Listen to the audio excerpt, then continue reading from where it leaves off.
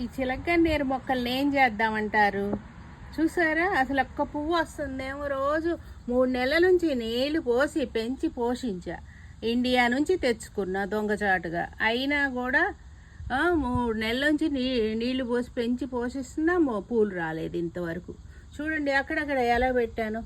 వీడికి పెద్దగా పెరుగుతున్నాయి, పెద్దగా.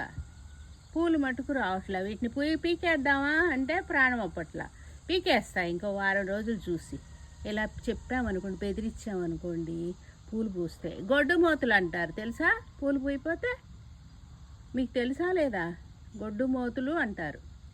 పూలు ఎన్ని పక్కన మొక్కలను చూసైనా సిగ్గు రావట్లా మీకు? ఎందుకు పూయట్లా? ఇండియా నుంచి తెచ్చా చూడండి.